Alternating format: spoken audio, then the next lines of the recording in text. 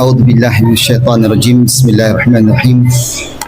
الحمد لله رب العالمين، والصلاة والسلام التمان أكملان على خير خلق الله أجمعين، نبينا محمد وعلى آله وصحبه وسلم.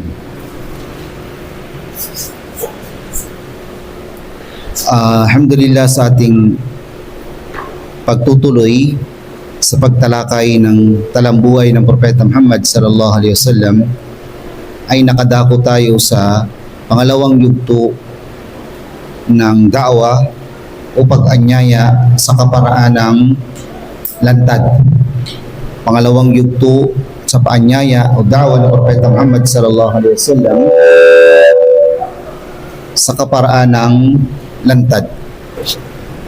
Sa punto na ito ay isang tagpo sa kung saan sa panahon ng pag-aanyaya ng Propeta Muhammad sallallahu alaihi wasallam sa mga kamag-anak, kapamilya, mga tao sa Makkah, ay inanyayahan niya sila sa kaparaanan ng lantad. Sabihin ay pumupunta siya sa mga pagtitipon na kung saan nandun ng mga Quraysh at lantad niyang inaanyayahan sila sa Islam. Lantad niyang inaanyayahan sila sa Islam. Pupunta siya sa mga mataong lugar, sa mga lugar na matataas, nananawagan, nagpaparating ng patungkol sa Islam.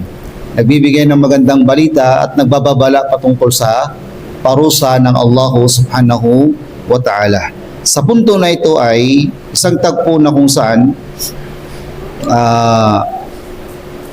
si Abu Jahal, isa sa mga matuturing nakadugo ng Propeta Muhammad sallallahu alaihi wasallam, ay tinipon niya ang mga Quraysh. At siya ay nangako sa kanila ng isang hakbangin patungkol kay Propeta Muhammad sallallahu alaihi wasallam. Dahil ang mga Quraysh sa mga panahon na ito ay nasa punto sila na gusto nilang patahimikin ang Propeta Muhammad sallallahu alaihi wasallam, o kaya naman ay tigilan siya sa kung anong ginagawa niya. Kasi para sa kanila, ang ginagawa ng Propeta Muhammad sallallahu alaihi wasallam ay pang-iinsulto sa kanilang relihiyon na nakagisnan nila mula sa kanilang mga ninuno. Kumbaga, ang Propeta Muhammad sallallahu alaihi wasallam ay para sa kanila hindi mabuti ang ginagawa ni Propeta Muhammad sallallahu alaihi wasallam. At ang ginagawa lamang ni Propeta Muhammad ay nagbibigay ng babala at nagbibigay ng magandang balita. So itong si Abu Jahal ay tinipon ng mga Quraysh at nangako ng isang pangako na nais niyang bitawan upang magkaroon siya ng katayuan sa mga Quraysh. Sabihin, kapag ang isang tao minsan nangangako siya, pag ako ang nagawa ko ito, sa tingin niyo ba ay magkakaroon ako ng lugar sa mga tao, parang ganun. So si Abu Jahal ay tinipon niya ang mga Quraysh at sinabi niya, si Muhammad ay tumanggi sa mga nais natin sa kanya, mga kasunduan, at wala tayong ibang nakikita sa kanya maliban sa pagpuna sa mga sinasamba ng mga ninuno natin. At ito ay hindi maari sapagkat nagdudulot ito ng hindi mabuting mga salita sa mga sinasamba ng ating mga ninuno. Kasi pinapaliwanag ni Propeta Muhammad sallallahu alaihi wasallam ng mga sinasamba na ito ay hindi nakakarinig, hindi nakakakita, hindi nagbibigay ng hinihiling nila, hindi nila may pagtatanggol ang kanilang sarili, at marami pang mga bagay. Sabi niya, ako ay mangangako sa inyo na gagawa ko ng isang hakbang na kung saan babagsakan ko ng isang tipak ng bato ang ulo ni Muhammad kapag siya ay nakapatira pa o nasa kalagayan ng pagpapatira pa. Sabi niya ay pigilan niyo ako o hayaan niyo ako sa aking gagawin ko yon para sa aking sarili. Kumbaga, kung ang mga tao sa paligid niya na kausap niya ay pipigilan siya, gagawin niya pa rin yun. O kaya naman hayaan siya, gagawin niya pa rin yun. Ano yung gagawin niya? Gusto niyang bagsakan ng malaking tipak ng bato si Propeta Muhammad sallallahu alaihi wasallam sa kanyang ulo habang siya ay nagdarasal. So ang mga tao sa paligid nila ay nang sinabi ni Abu Jahal na gagawin niya yon, pigilan niyo ko, hindi niyo ko pigilan. Sabi ng mga tao sa paligid niya ay, wallahi, hindi ka namin pipigilan sa nais mong gawin. Gawin mo yon kung kailan mo gusto. Gawin mo, bahala ka. Kung akala mo ay pipigilan ka namin, gawin mo. Kung akala mo naman ay hindi ka namin pipigilan, gawin mo pa rin. Kung ipinaparating mo yan sa amin, gawin mo pa rin. Sabihin, hindi naman sa paghahamon sa nais mo, gawin mo kung ano yung nais mo. Dahil sa nakikita mo ay hindi na maganda ang nagiging pakikitungo ni Muhammad sa mga sinasamba ng ating mga ninuno, mga salita niya na kung saan ay hindi na tugma o hindi na kaaya-aya para sa atin na mga Quraysh, sabi ng mga nasa paligid niya. So ito nga ay isang umaga habang si Abu Jahal ay inaantay niya ang tamang pagkakataon, kumuha na siya ng bato katulad ng kanyang sinabi o katulad ng kanyang binitawang salita. Ang Propeta Muhammad sallallahu alaihi wasallam ay naroroon o wala pa sa punto na pumupunta siya sa lugar malapit sa Kaaba upang magsagawa ng pagdarasal. Pero si Abu Jahal ay nandun na siya at inaantay niya ang pagkakataon na makita niya si Propeta Muhammad na nakaupo at ay nakapatira pa at nagdarasal. So nang dumating ang Propeta Muhammad sallallahu alaihi wasallam at nagsimula ng magdasal, ang mga Quraysh din ay nagsimula na rin magmasid. Siyempre inabangan nila kung ano yung magiging kalalabasan ng salita ni Abu Jahal patungkol kay Propeta Muhammad sallallahu alaihi wasallam. So nang magpatira pa ang Propeta Muhammad sallallahu alaihi wasallam, binuhat na ni Abu Jahal ang tipak ng bato na nais niyang ibagsak sa ulo ni Propeta Muhammad sallallahu alaihi wasallam. At siya nga ay patungo sa lugar na kung saan nagdarasal ang Propeta Muhammad sallallahu alaihi wasallam at dala niya ang bato na nais niyang ibagsak sa ulo ni Propeta Muhammad habang ito ay nakapatira pa.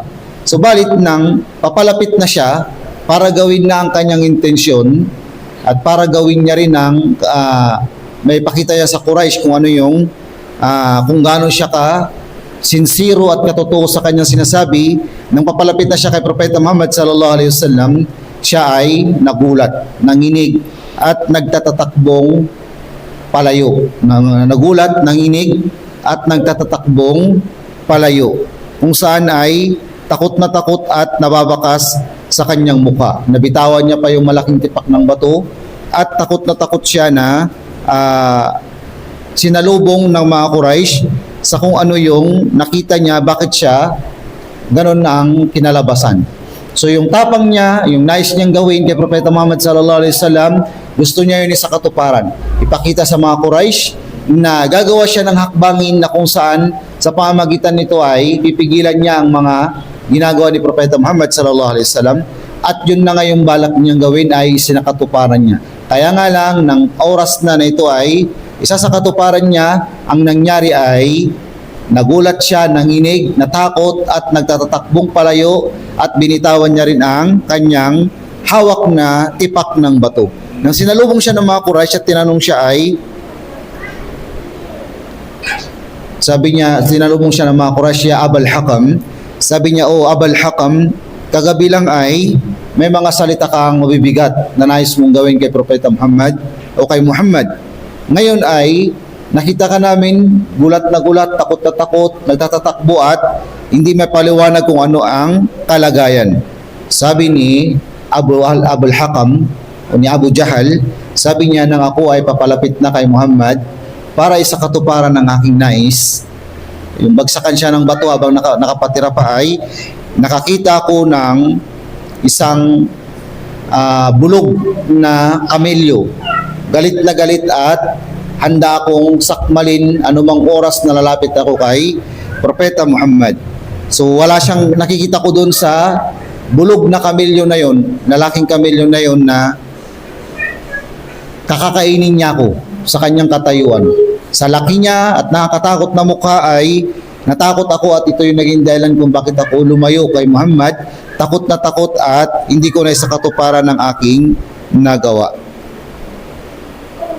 Sa ibang narration ng kasaysayan na pangyayari na to, iniulat na minsan binanggit ito kay Propeta Muhammad sallallahu alaihi wasallam. Ibig sabihin, binanggit na si Abu Jahal minsan nais kang bagsakan ng tipak ng bato sa iyong ulo habang ikaw ay nagdarasal at hindi niya ito nagawa habang takot na takot siyang papalayo sa iyo. At yung naging malawakang kwento ito sa mga taga Makkah at tinanong nila ang Propeta Muhammad sallallahu alaihi wasallam patungkol dito. Sabi ni Propeta Muhammad sallallahu alaihi wasallam, yun ay si Jibril. Yun ay si Jibril. Yun ay si Jibril. Kung sakaling lumapit siya ay maaring yung iniisip niya ay may sakatuparan. Kung sakaling lumapit siya, sabihin lumapit siya kay Propeta Muhammad para sa katuparan yung bagay na yon ay nangyari sa kanya yung sinabi niya. Maaring kinain siya tao, kinagat siya ng nakakatakot na malaking bulog na kamelyo. So yun ay isang tagpo na kung saan sa kasaysayan ng Islam, sa da'wa ng Propeta Muhammad sallallahu alaihi wasallam na lantarang da'wa nangyari ang isang tagpo na ang Allah subhanahu wa ta'ala ay poprotektahan niya ang kanyang propeta at pangangalagaan niya ito mula sa anumang uri ng pinsala mula sa sinuman. Hindi hayaan ng Allah subhanahu wa ta'ala ng kanyang propeta ay ganunin na lamang ng mga hindi mananampalataya. Dahil sa tagpong ito ay ang mga Quraysh nakapag-isip-isip sila ng paraan. Gusto nila ng makipagkasundo na lang kay Propeta Muhammad ng mga bagay-bagay na papabor sa kanila at papabor din kay Propeta Muhammad. Kasi ang nais ng Quraysh, itigil na ni Propeta Muhammad ang da'wa niya. Itigil niya yung da'wa niya, itigil niya yung pag-aanyaya niya sa mga tao, itigil niya yung pagsasabi ng mga hindi nagugustuhan ng mga Quraysh, lalo na patungkol sa kanilang mga Diyos-Diyosan. So kung gagawin ito ni Propeta Muhammad, bilang pabor kung anong gusto ni Muhammad, ibibigay din nila. Pero hindi nga ganun ang Propeta Muhammad sallallahu alaihi wasallam. Kaya naman ang ginawa nila ay nais nilang gumawa ng isang hakbangin na papabor sa kanila. Sabi nila si Propeta Muhammad ay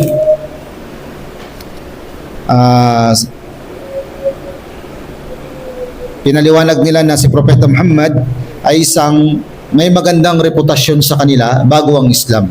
Sabihin bago ang Islam, si Propeta Muhammad hindi basagulero, hindi magnanakaw, hindi palasalita ng masama. May magandang reputasyon sa kanila. May magandang reputasyon at tinuturing nila na ang kanyang salita ay totoo at tapat at hindi siya talaga nakitaan ng kahit anumang uri ng pandaraya. Kung ilalarawan natin siya, sabi ng mga Quraysh, hindi naman siya pwedeng tawaging mangkukulam o kaya naman nagpapraktis ng mangkukulam kasi nakita na natin at nakasalamuan na natin ng mga mangkukulam. Hindi ganun si Propeta Muhammad gaya ng paglalarawan ng ibang mga tao sa kanila. Kung ang sasabihin naman ninyo ay isa siyang manunula, narinig na natin ang tula ng mga manunula at kung paano nila i-deliver ang kanilang mga tula. Hindi ganun ang Propeta Muhammad sallallahu alaihi wasallam. Kung ang sinasabi naman ng iba ay siraulo si Propeta Muhammad, nakita na natin kung sino yung mga siraulo at ano ang katangian ng mga siraulo. Wala sa tamang pag-isip. Hindi siraulo si Muhammad dahil sa kanyang mga sinasabi sa ating mga relihiyon o sa ating relihiyon o kung ano yung sinasabi niya patungkol sa sinasamba ng ating mga ninuno. Kaya lang ay si Muhammad ay meron ng malaking abala sa atin. May malaki na siyang naging epekto sa ginagawa natin. Kaya't siguro mainam na gumawa na rin tayo ng hakbang para sa para sa ikatatahimik ni Propeta Muhammad. Kasi ayaw naman nila na galawin si Propeta Muhammad sa punto na saktan dahil may mga tiyuhin siya na may mga katungkulan sa Makkah at handa din silang suportahan ang Propeta Muhammad sallallahu alaihi wasallam, lalo na si Abu Talib. Si Abu Talib ay ayaw niyang isurrender si Propeta Muhammad dahil ang gusto ng mga Quraysh, isurrender niyo sa amin si Muhammad, okay na, hindi na tayo magkakatalo-talo. Surrender niyo sa amin si Muhammad, magiging okay ang lahat. Pero si Abu Talib ayaw niyang isurrender si Propeta Muhammad. Bagamat hindi siya Muslim, gusto niya paprotektahan ng buong buhay niya si Propeta Muhammad at ayaw niya na mapinsala ito ng tuluyan. Ayaw niyang mapinsala ng tuluyan. So ito ay matinding panggigipit sa hanay ni Propeta Muhammad at ng kanyang mga tiyuhin at sa mga namumuno sa Makkah na kamag-anak din nila. So simple lang naman ang problema. Problema si Propeta Muhammad sa kanyang pag-aanyaya sa mga tao, maraming mararangal at mga alipin ang yumakap sa Islam. At nagbago ang kanilang ideolohiya, nagbago ang kanilang pananaw, nagbago ang kanilang sinasamba. Big deal ba yun sa mga Quraysh? Big deal yun sa mga Quraysh. Kasi may mga nag-Muslim na mga kabataan, nagbago ang pananaw nila sa buhay na hindi gaya ng dati na namumuhay ng mararanya at iginagalang at nirerespeto, pero nang nag-Muslim sila ay nagbago ang kanilang pananaw sa buhay. Ang sinasambit nila, walang ibang Diyos na karapat dapat sambahin maliban sa Allah. Respeto si Propeta Muhammad, maging makatarungan o ano pa mang mga isinasabi nila. So ito ay bago sa mga taga-Makkah. Bago sa mga taga-Makkah kasi namulat sila sa kalakaran na ang malalakas ay kinakain ng mahihina. Ang mga mararanya, ang mga may salapi, ang may mga kapangyarihan, ang mga may impluwensya ay natatapakan ng mga alipin at ang mga mabababang katayuan sa buhay. So nung dumating ang Islam, pantay na yung mayaman at yung mahirap. Pantay na yung lahat ng tao sa Allah subhanahu wa ta'ala. Ito hindi bago sa kanila. Ito ay hindi bago sa kanila. So ang nice nila, isurrender nyo sa amin si Muhammad, magiging okay ang lahat. Pero sa hanay ng mga Muslim, hindi naman nila pwedeng isurrender si Propeta Muhammad at hindi rin pwedeng isurrender na lang ng ganun ang Propeta Muhammad mula sa kanyang tiyo na si Abu Talib. So kung ang nice nila ay ganito ganyan, ang nice din namin ay ganito ganun. Kaya naman ang mga Quraysh ay nakaisip ng malaking paraan para magipit si Muhammad, si Propeta Muhammad, o para magipit ang mga Muslim o ang sinumang naniwala kay Propeta Muhammad. Nangyari ngayon ang tinatawag na boycott.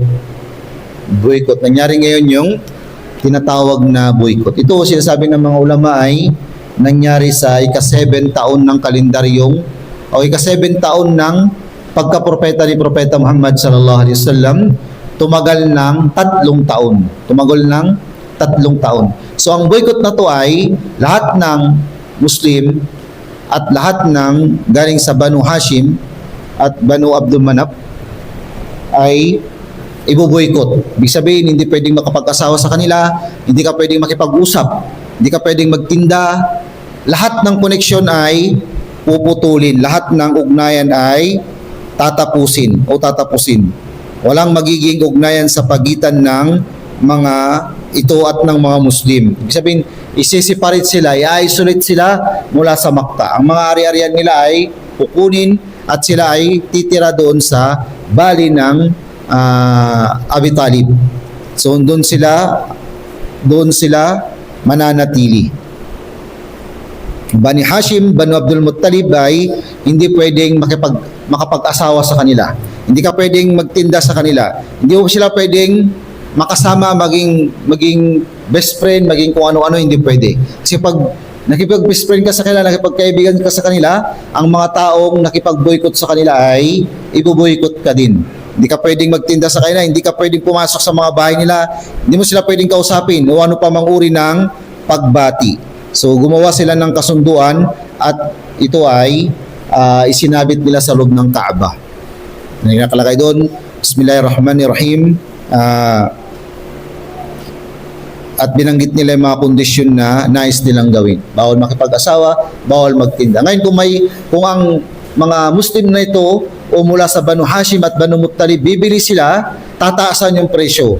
Yung presyo na ito ay hindi para sa kanila. Ang presyo na para sa kanila, yung mataas na presyo. So ito ay matinding pressure sa mga Muslim ay Propeta Muhammad sallallahu alaihi wasallam. At ang ano dito ay pati Banu Hashim, Banu Abdul Muttalib, Muslim at hindi Muslim, pasok doon sa ibuboykot. So kung hindi ka Muslim, damay ka. Kung Muslim ka, damay ka din. Maliban kay Abu Jahal. Si Abu Jahal mula sa tribo ng Banu Hashim, Abdul Muttalib, pero exempted siya dito. Bakit siya exempted dito na hindi siya kasama sa ibuboykot? Kasi nasa parehas sila ng layunin ng mga Quraysh. Ano yung layunin nila? Patigilin si Propeta Muhammad sallallahu alaihi wasallam. So si Abu Jahal, bagamat kabilang siya sa Abu Hashim, sa Abdul Manaf na tribo, ay hindi siya kabilang sa mga ibuboykot kasi nga ay meron siyang parehas na layunin, nakaparehas ng mga Quraysh. So ang nangyaring ito ay binuykot sila at nanirahan sila sa Shi'ib Abi Talib, at ito ay nangyari taong ikapito nang naging propeta ang Propeta Muhammad sallallahu alaihi wasallam. So sa panahon na ito, ubos ang supply. Naubos ang supply ng pagkain. Ang mga taga-Quraysh, meron silang, ang mga taga-Makkah na mga Quraysh, ng mga non-believer ay meron silang pagkain. Pero ayaw nila na mayroong pagkain mula sa Makkah na papasok dito sa mga ibinoykot nila. Yung mga binoykot nila ng mga tao na to mula sa tribo ng Banu Hashim at Abdul Muttalib at ang mga Muslim, nilagay sila sa bali na kung tawagin ay Shi'ib Abi Talib. Yung bali na yon, naka-isolate sila doon. Bawal pumasok doon ng mga hindi taga-kabilang sa kanila o makipag-asawa, magtinda o ano pa mang uri ng mga koneksyon. So yung mga taga-Makkah, may supply sila ng pagkain. Meron silang supply ng pagkain o ano pa mang uri ng makakain. Yung panahon na ito ay isang matinding pagsubok sa mga Muslim. Isa itong malaking pagsubok sa mga Muslim. At naiulat ng mga Muslim ay kumakain sila ng mga balat at mga dahon-dahon na kung anong makain nila doon. Kung ano yung makain nila. Siguro sa mga unang araw may mga pagkain pa sila, pero paglipas ng mga panahon, 3 years, mauubos ka ng supply. Kasi hindi ka naman pwedeng bumili, hindi ka pwedeng magbenta sa mga taga-Makkah. Kasi tataasan nila yung presyo para hindi ka makabenta. Yun ay bentang ayaw ibenta. Yun ang ibig sabihin doon. Bentang ayaw ibenta. So ang mga Muslim ay nakaranas ng matinding paghihirap. Sa mga panahon na to ay, sabi ng mga historian, maririnig mo ang boses ng mga bata at ng mga babae sa di kalayuan mula sa lugar na kung saan sila inaisolate na umiiyak dahil sa tindi ng gutom. Umiiyak sila dahil sa tindi ng gutom. Kaya't naman sa mga panahon na kung saan ay tawagin Ashhurul Hurum. Ashhurul Hurum, ito yung mga panahon na kumbaga ito yung panahon na bawal ang pakikipagdigma. Ito yung Rajab, Muharram, Dhul-Qa'dah, Dhul-Hijjah. Itong 4 na buwan na ito ay bawal ang pakikipagdigma o ano pa mang kauri nito. So dahil sa panahon na ito, dumarating ang mga bisita mula sa labas ng Makkah. At ito yung panahon na kung saan nakakabili sila ng mga pagkain at mga supply na kakailanganin nila doon sa para sa kanila at sa mga kasama nila. Yung mga panahon na kung saan Rajab, Muharram, Dhul-Qa'dah, Dhul-Hijjah, dumarating ang mga Arabo mula sa labas ng Makkah, pupunta sila sa Makkah, makikipagnegosyo sila, o gagawa sila ng mga religious na activity nila. Ang mga Muslim ay ito yung sinasamantala nilang pagkakataon sa pagpapalaganap ng Islam at pagbili ng kanilang mga supply dahil hindi naman sila naisbintahan ng mga Quraysh sa mga paninda o mga binibenta nilang meron doon. At ito ay matinding hirap na dinanas ng mga Muslim. Si Khadija na asawa ni Propeta Muhammad sallallahu alaihi wasallam ay inubos niya ang kanyang ari-arian para dito. Mahanap siya ng mga mabibilhan ng mga pagkain na magdadala sa kanya at ibibigay sa mga Muslim ng patagong ginagawa. Patagong ginagawa. At ito ay panahon din na kung saan takot na takot din si Abu Talib para sa kanyang apo. Kung saan ayaw niya malayo si Propeta Muhammad sa kanyang tabi. Kasi tumitindi na ang sitwasyon. Ngayon kung natutulog si Propeta Muhammad sa mga panahon na ito ay nag-uutos siya ng mga tao na magbabantay kay Propeta Muhammad habang natutulog. Magruronda sa paligid o kaya sa tabi niya ay merong ibang tao na mababantay habang natutulog si Propeta Muhammad sallallahu alaihi wasallam. Isa itong matinding pagsubok na dinanas ng mga Muslim sa ganitong pagkakataon. Ang ma-isolate sila malayo sa ibang tao na kapamilya nila, kamag-anak nila, at makaranas ng matinding gutom, uhaw, dahil lamang sa kanilang paninindigan sa kanilang relihiyon. Wala silang ibang kasalanan, hindi sila nagnakaw, hindi sila nangalunya, hindi sila gumawa ng pandarambong, hindi sila gumawa ng pagkuha ng ari-arian ng iba. Ang tanging nakikita lamang na mali sa kanila ay pagsuporta sa ginagawa ni Propeta Muhammad at paniniwala sa kung ano ang pinapanyaya ni Propeta Muhammad sallallahu alaihi wasallam. So ito ay nangyari pagkatapos ng tinakda ng Allah subhanahu wa ta'ala.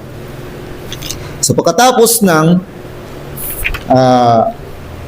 3 taon, humigit kumulang 3 taon, ang sitwasyon ay nagkaroon ng pagbabago.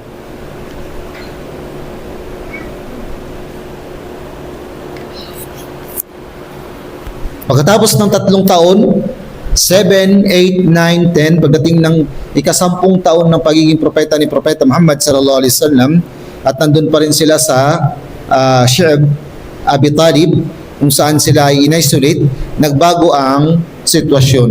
Ano yung pagbabago ng sitwasyon? May mga tao na kasama sa gumawa ng kasunduan na nagkaroon ng habag sa kanilang puso. Ibig sabihin, nakaranas sila ng habag sa kanilang puso. Nagtipon-tipon sila, nag-usap-usap sila na sinasabi na sa kanilang sarili, para nang hindi naman yata maganda o hindi makatarungan. Yung ginawa nating biglaang pag-boycott sa mga Muslim kay sa Banu Hashim at sa Banu Abdul Muttalib.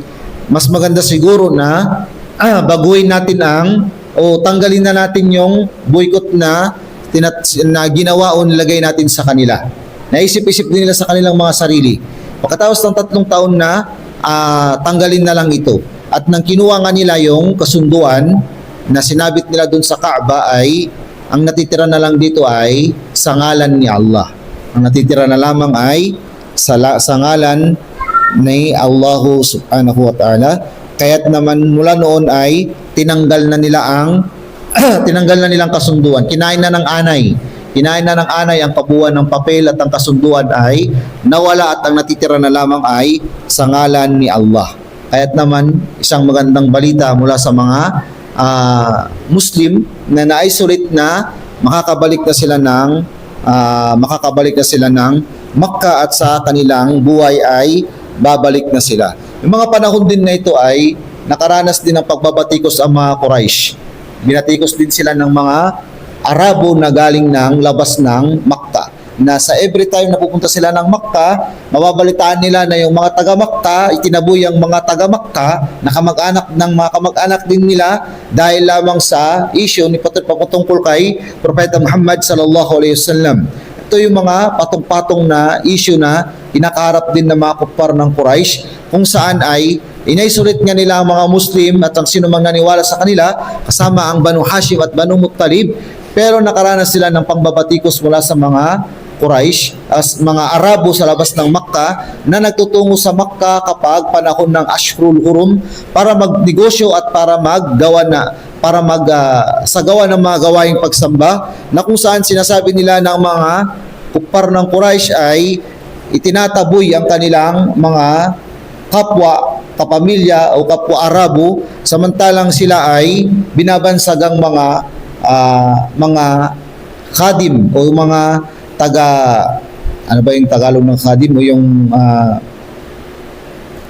Sila yung mga nangangasiwa sa bahay ng Allah subhanahu wa ta'ala.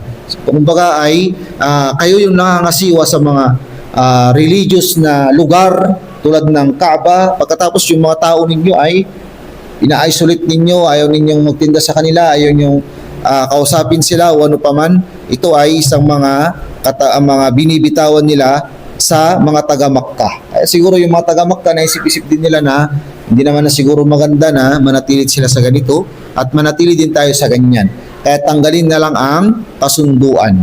Tinanggal nila, nang buksan nila ang isinabit nilang kasunduan o nang tignan nila ulit ang kanilang sinabit na kasunduan, nalaman nila na ito ay kinain na ng mga anay at ang natitira na lang dito ang nakasulat na sa ngalan ni Allah.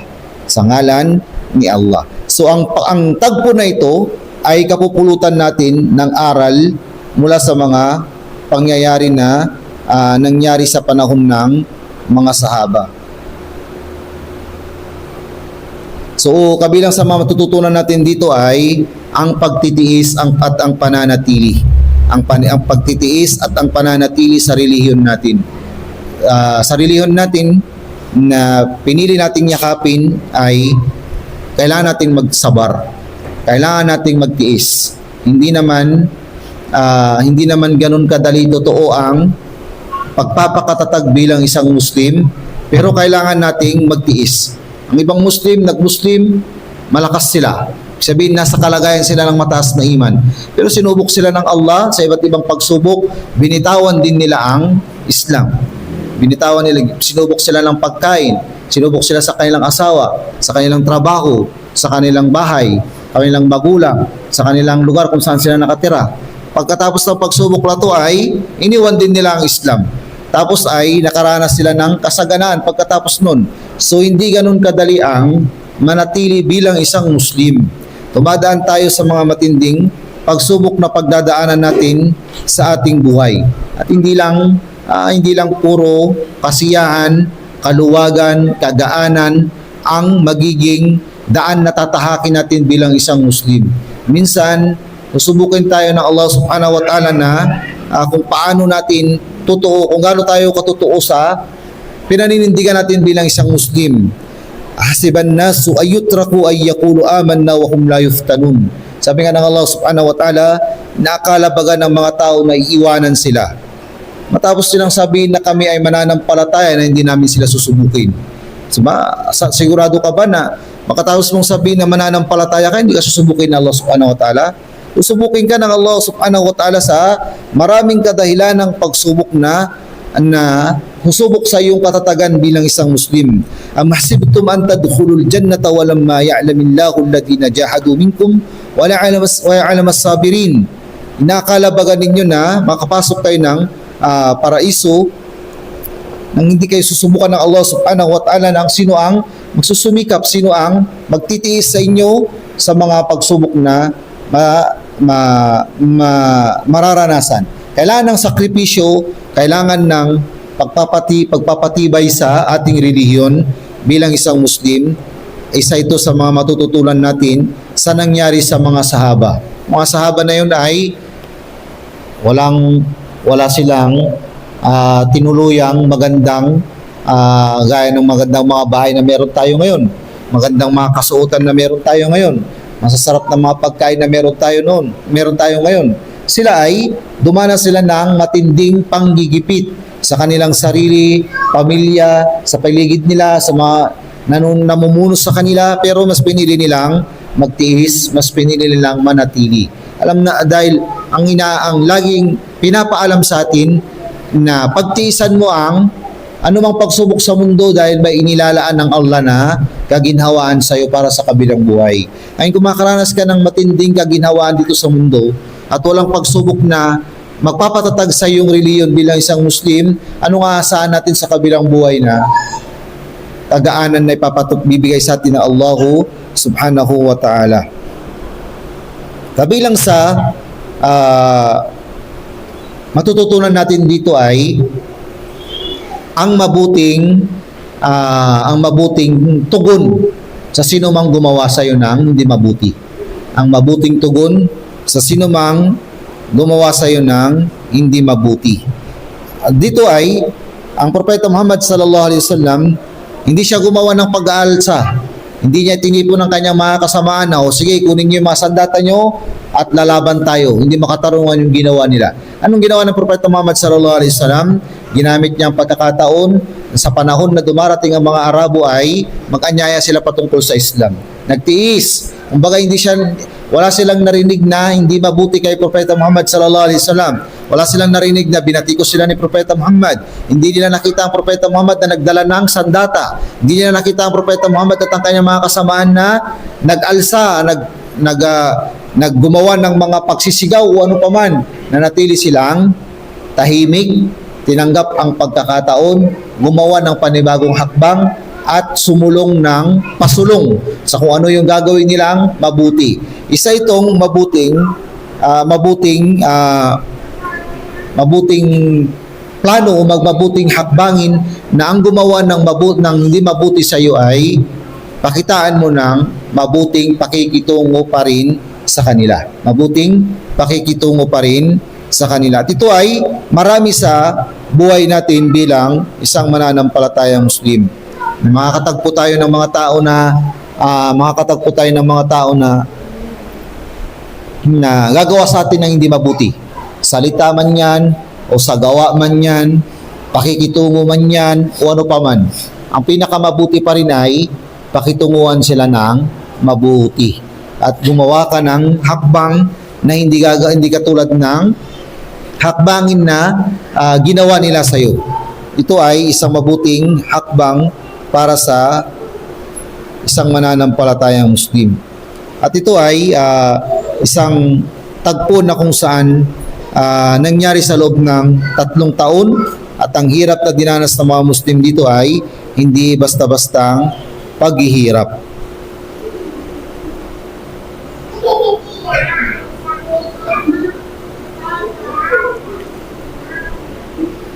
So, kabilang sa matututunan natin dito ay ang Allah Subhanahu wa Ta'ala ay may mabuting pangako sa sinumang mga nagtitiis. Ang Allah Subhanahu wa Ta'ala ay may mabuting pangako sa sinumang mga may nagtitiis sa matinding mga pinagdadaanan. Kung ikaw ay yung Muslim na may karamdaman, nagtitiis ka sa karamdaman na dumating sa iyo at pinagtitiisan mo itong gumagawin ng paraan, hinihingi sa Allah ang lunas at solusyon, magsabar ka at ito yung pinakamainam na dapat mong panindigan sa iyong sarili. Kung ikaw yung Muslim na nanghihina ka na sa Islam, pinanghihinaan ka na ay magsabar ka, magtiis at lagi mong isipin na ang Allah Subhanahu wa Ta'ala nakikita, nababatid, nalalaman ang iyong mga sakripisyo para sa Kanya at hindi ito babaliwalain ng Allah Subhanahu wa Ta'ala. Kung ang mga hindi Muslim ibinibigay ng Allah ang kanilang mga panalangin, tayo pa kaya ng mga Muslim na sumasamba sa Kanya? Ang kailangan lang natin ay magtiis, antayin kung kailan darating ang tulong ng Allah Subhanahu wa Ta'ala sapagkat ito ay dumarating sa tamang panahon at tamang pagkakataon. Antayin lang natin na ibigay at ipagkaloob ito sa atin ng Allah Subhanahu wa Ta'ala. Hindi tayo hayaan ng Allah Subhanahu wa Ta'ala na malugmok sa ganitong uri ng pinagdadaanan sa buhay habang pinangahawakan natin ang kanyang reliyon at nananatili tayo sa kanyang landas na sumusunod tayo sa yapak ng Propeta Muhammad sallallahu alaihi wasallam. Tayo lang talaga minsan ang dumibigay sa sarili natin. Tayo lang talaga minsan ang nawawalan na lang lakas pagkatapos nating maniwala na ang lahat ng ito ay tinakda ng Allah o ang lahat ng ito ay walang ibang may kakayahan maliban sa Allah Subhanahu wa Ta'ala.